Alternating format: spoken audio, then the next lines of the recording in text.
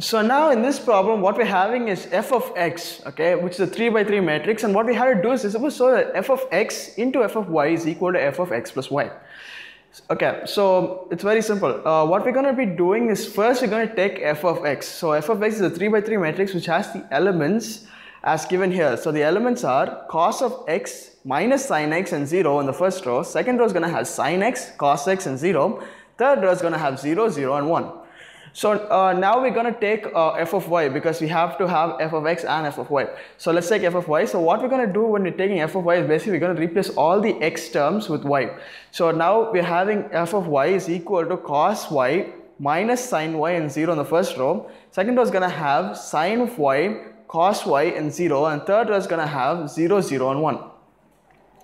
So now what we're going to do is we're going to find the LHS first. So to find the LHS, what we're going to do is we're going to take f of x into f of y. It's really easy. So let's just substitute the values of f of x and f of y.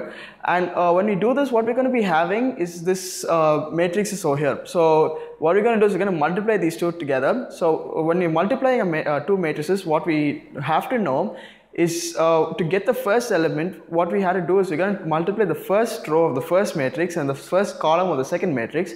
We're going to get the first element. So here what's going to happen is we're going to have cos x into cos y minus sin x into sin y.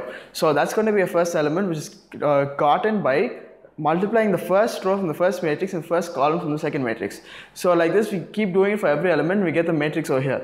So from our trigonometry knowledge, we know that cos of x into cos of y minus sin of x into sin of y is also equal to cos of x plus y. So we also know that sin of x plus y is equal to sin of x cos y plus cos x sin y. So we just substitute all those values over here and we're going to get this matrix over here. So the matrix is going to be having cos of x plus y and minus sin of x plus y and 0 in the first row. Second row is going to have sin of x plus y, cos of x plus y and 0. And the third row is going to have 0, 0 and 1. So now we know that this is basically in the form of f of x plus y. Because instead of x we're having x plus y in all the terms. So it's basically f of x plus y.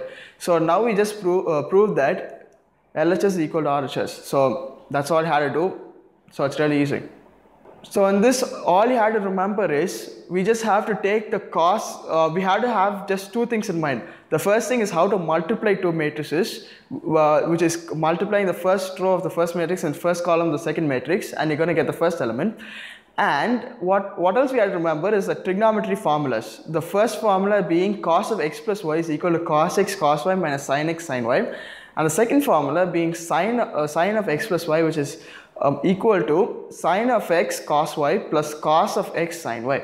So if you know that, it's going to be really easy to solve.